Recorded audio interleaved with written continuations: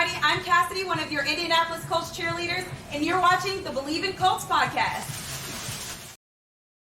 What's going on, Colts Nation? I'm Lawrence Owen, back with another edition of Believe in Colts, and today we're going to be talking about what's happened so far in free agency and, well, honestly, where my, level of concern is sitting at right now. A lot of you, after what happened over this past weekend, has been absolutely demoralized, I would say. We need to sit back and honestly think about everything that's going on so far. All right. But before we get into that, I want to remind everybody that BetOnline is still your number one source for all your betting needs. Get the latest odds, lines, and matchup reports for baseball, boxing, golf, NFL, and more. BetOnline continues to be the fastest and easiest way to place your wagers, including live betting and your favorite casino and card games available to play right from your phone. Head to the website or use your mobile device to sign up today and get in on the action. Remember, use promo code BELIEVE, that's BLEAV, to receive your 50% welcome bonus on your first deposit. BetOnline, where the game starts. So let's go back. And I know a lot of people were like, oh my goodness, the Colts had like over $70-80 million available to them in free agency. They should be able to sign lots of people.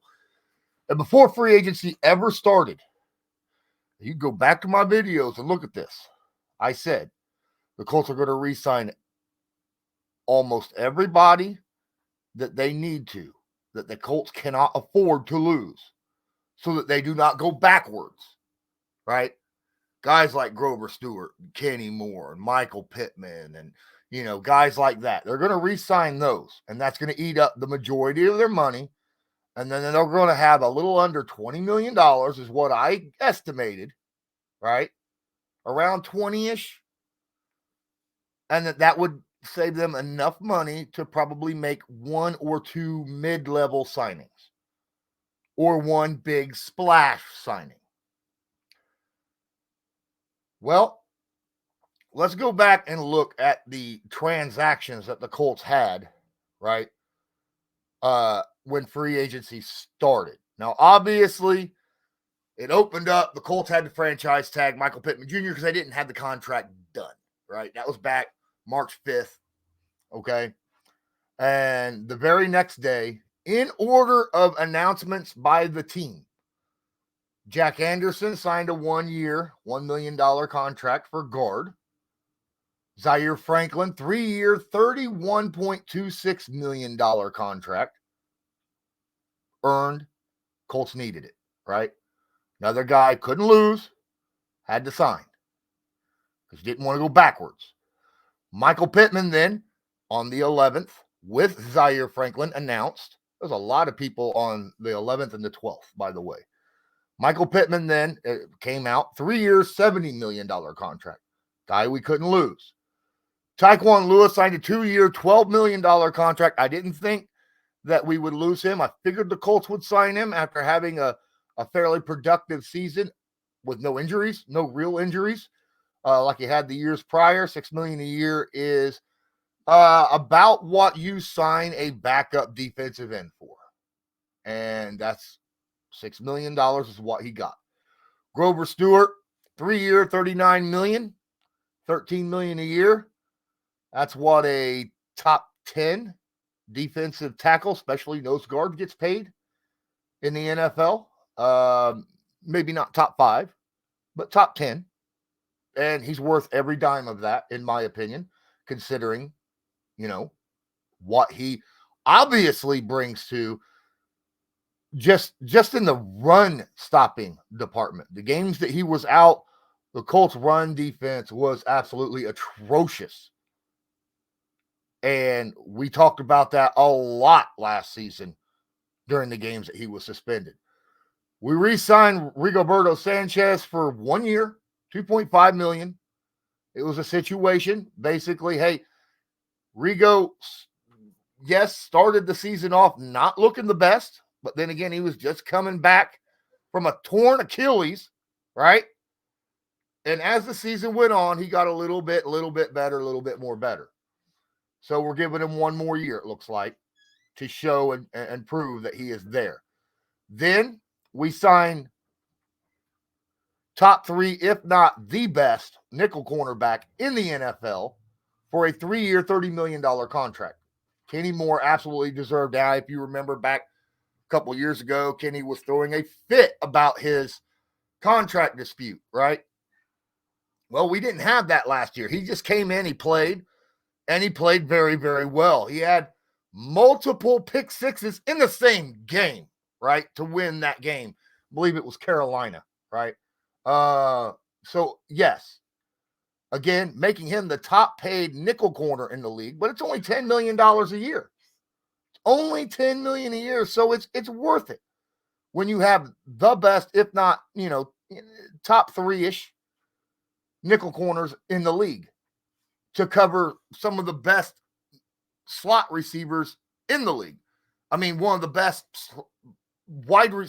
wide receivers in the NFL are slot receivers. Go look at the young guy, the rookie, Puka Nacua, right? Set rookie records across the board. He's a slot guy. All right. The guy, Jacksonville's got a slot guy.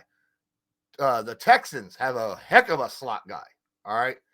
We got to have our slot, our guy who could cover slot corners or slot receivers, and that is that. We signed a backup defensive tackle, not only re-signed Grover, but then re-signed his backup, right? Raquan Davis, 2 years, $14 million. That's $7 million a year. Again, that's about what you would pay a good backup to back somebody up. So he's taking care of the defensive line, right? He's got his rotational where, Tyquan Lewis can play either end, right? And then you got Raquan Davis, who definitely 6'7", 315 pounds right now. 6'7", 6'8", something like that. 315 pounds. He could definitely fill that spot. We re-signed Ronnie Harrison, 1 year, $1.3 million contract.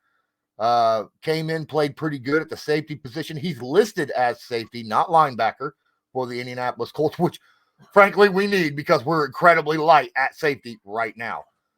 Jannard Avery was re-signed, 1 year, $1.125. Another defensive end. Notice how it's only 1.125 and not like 6, because he's not considered someone who's established as doing incredibly well at defensive end. He's not the number 1 backup, but it helps. Then news came out. Gardner Minshew signs with the Raiders. Something like $15 million a year. I told you all he was going to get more than $6 million. He was going to get borderline starter money somewhere. Had a lot of you argue with me about that. I would not be surprised if he doesn't start in the Raiders. You don't pay someone $15 million. I said, even though, he was like the 6th option at the Pro Bowl, it's still something that your agent will use in negotiations and getting a contract. So the Colts did the next best thing. They went out and got the comeback player of the year, Joe Flacco. Now, I have never been a fan of having Joe Flacco as a starter on my team. Okay? Not a fan. Not that, he can't throw the football. He could throw the football. He's 39 years old, which is an issue, and he does not move well at all. Gardner Minshew at least had that for him. Now, Flacco has a stronger arm and has better pocket awareness, right, than Gardner Minshew. Gardner Minshew, though, has that mobility that helps him out, and that's a big draw in the NFL. You can't have 2 more polar opposite quarterbacks in our quarterback room right now between Joe Flacco and Anthony Richardson. One is it is what it is. A very young, mobile, strong running quarterback versus an aged vet who is, his nickname is Statue Joe. I mean, come on, right? Trey Sermon was signed then, Taven Bryant, and then another defensive tackle, Taven Bryant, signed a 1-year contract. Don't have the terms for that. And then on the 20th, they did what I said I hope they would do, and that is sign another swing guy, a swing offensive lineman. And they went out and re-signed Danny Pinner. And that is absolutely the guy that we needed. Now, he's not somebody that we want there as the starter. No. You don't want Danny Pinner as a starter. You don't want Danny Pinner anywhere near being a starter. But he'll be okay as a backup as long as we have a starter in place. And let's face it, guys, Will Fries played his butt off last year. He's definitely the starter. Danny Pinner is fighting for backup position right now with the Indianapolis Colts. So, what I was talking about earlier today was the Sneed debacle, right? Came out that, the Chiefs dropped the non-exclusive franchise tag on Sneed. And a lot of people thought that it was more of a sign and trade situation. And now Sneed has came out and said he wants to be with the Chiefs. And the Chiefs have came out and said they want to keep Sneed. And then you hear the trade rumors. People coming out talking about, the Colts and the Titans. Two teams very, very, very interested in Sneed. Well, it falls through, right? Come to find out, Sneed was offered by the Titans. These are part of the rumors. A 4-year, $80 million contract. Sneed said, no, don't want it. Come to find out, the Indianapolis Colts never even came close to matching the second-round pick that the Chiefs have been asking for all along for Sneed, right? Here's the deal. I said at the beginning of the offseason, I did not expect the Colts to make a big splash play. Not even at corner. I don't think that Ballard is going to try for... of course he's going to kick the tires on stuff. But he's not going to go all in when he just re-signed all of his players and he's got about $20 million to work with. And that's before we re-sign our drafted guys, which is going to knock us down to about 13, 14 million. Okay? I said probably figure a second-tier guy, an older, aging vet that could come in and help, right?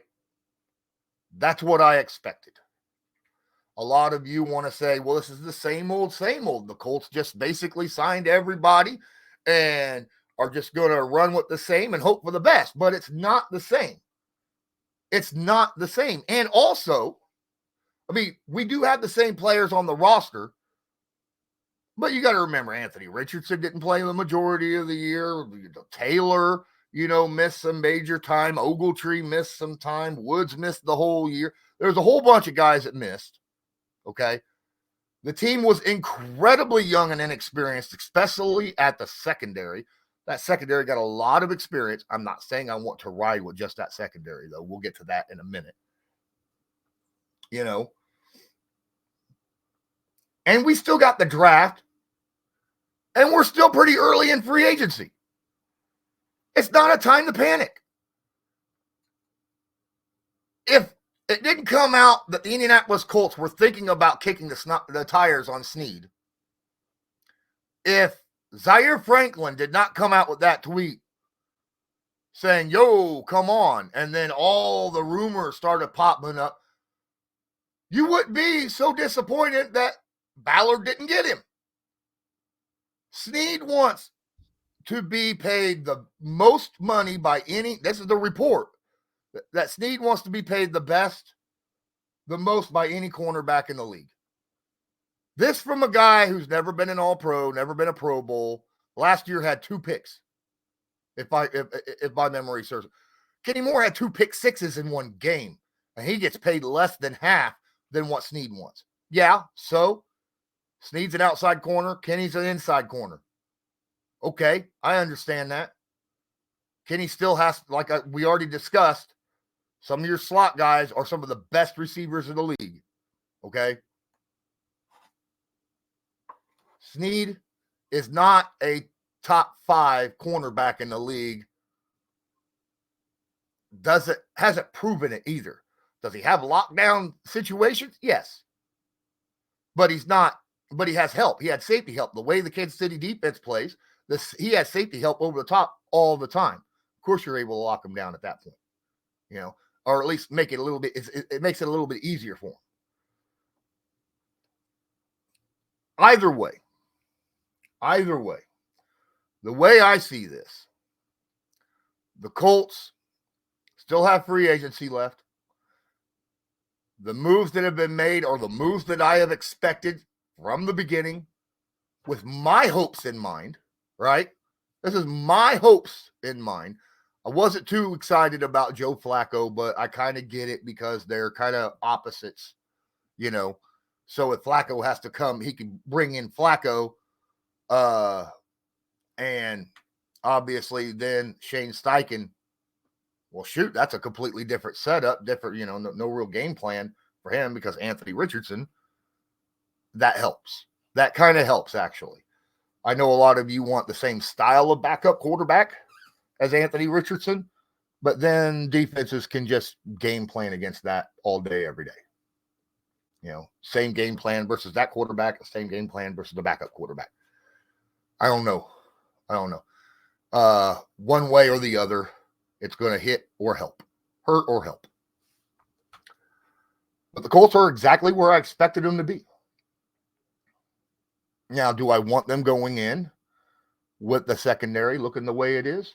No, absolutely not. The safety room is absolutely atrocious right now. It was the worst in the league last year. The worst. All right. Blackman's not coming back. He signed with the Bills. Right now, we got Harrison and a third-year player, right? That will be a third-year player playing safety. Maybe Nick Cross comes in and is able to play. But the biggest problem is all of our safeties bite on underneath routes. They're not looking to protect the deep ball. And that hurt us last year a lot. And in a Gus Bradley system, you have to protect against the deep ball at all times. You can't give that up. It's based on making sure that everything is underneath and you force a team to walk down the field, not have free 40, 50, 60-yard pass plays for touchdowns. And we gave up too many of those last year. There are still some people on the board in free agency for safety. Love to go get them. There's a couple guys, Sure. Yes, you're right. If we get what I'm saying, it'll just be a guy who's going to come in as a veteran for a year or two at cornerback or safety and fill that spot for a year or two. A stopgap guy. But that's what I expect. Because what Chris Ballard's wanting to do and what I believe in, I believe this is the right way to do it, is use free agency to get those stopgap guys while you draft the guys that you want to keep on your team long-term to fill those spots long-term. Colts haven't done, Ballard thus far hasn't done the best in the that I could say at drafting cornerback. Now, we got a couple cornerbacks that he's drafted last year. We'll see how they turn out. Rocky Sin was not a bad cornerback, right? He's still, decent out there.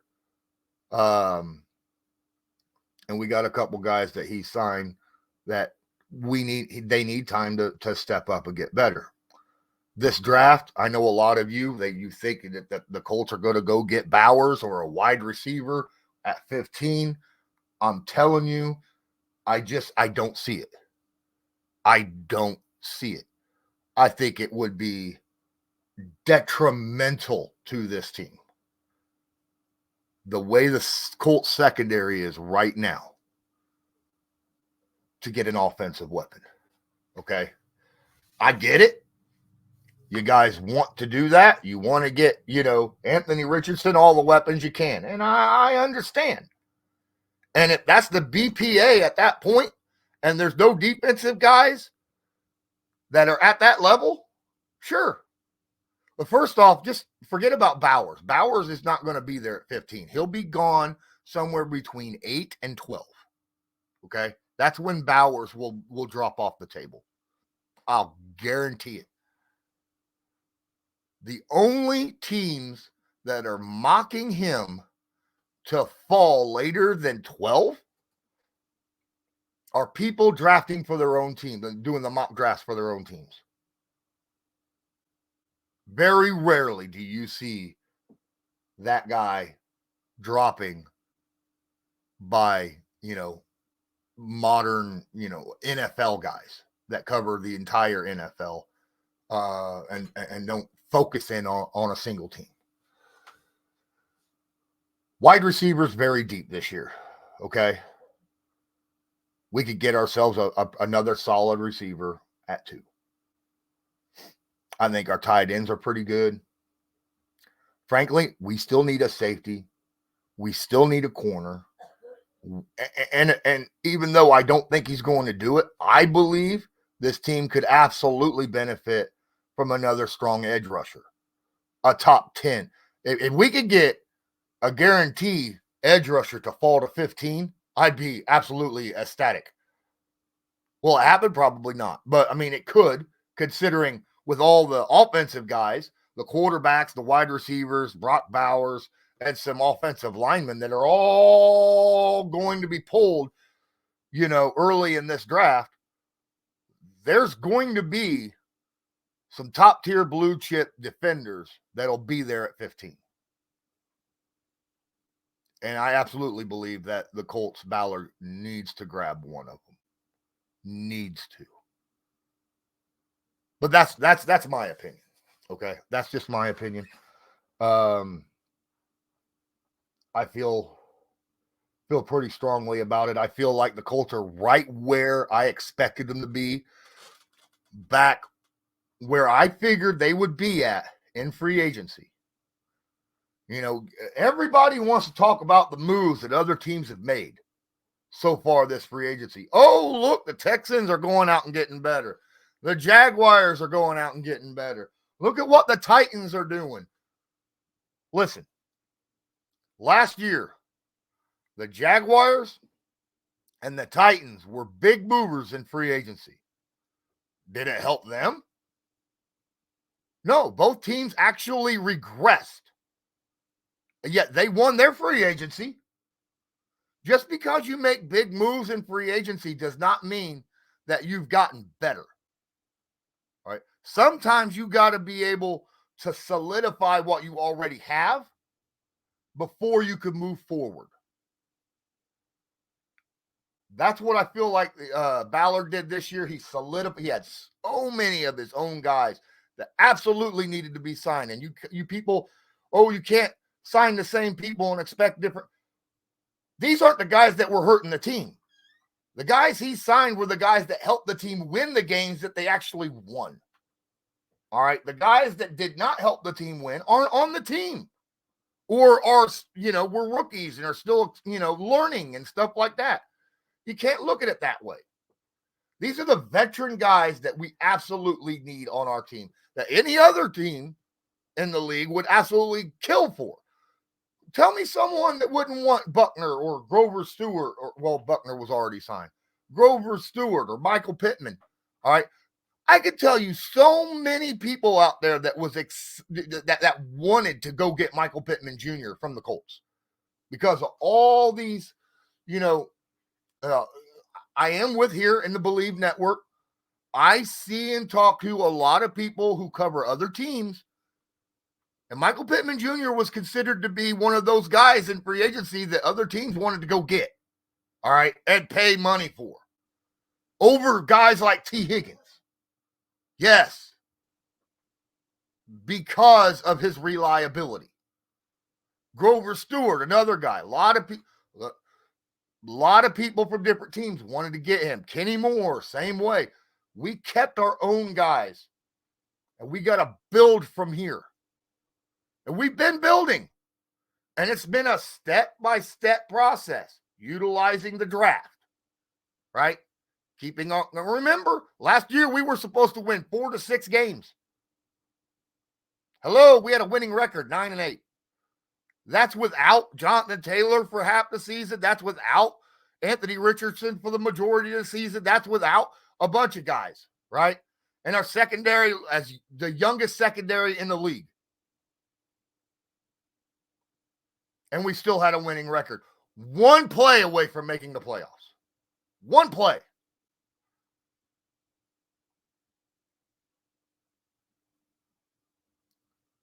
I think we can do it. I think we'll be all right. Guys, I appreciate each and every one of you. Stay with me as I keep my ear to the grindstone on what's going on around the league. I'll let you know what I think of each and every move or non-move, like this Sneed thing that happened this past weekend, or, well, didn't happen. Make sure you smash that like button, hit subscribe if you're not subscribed, tag that notification bell so that you are notified next time I go live or upload a video. And if you're listening to this in an audio podcast, especially if it's iTunes or something of that nature, hey, rate me, leave a little comment. I'd appreciate it. And until next time, I'm Lawrence Owen. This was Believe in Colts, brought to you by Bet Online. And as usual, go Colts. Do you believe?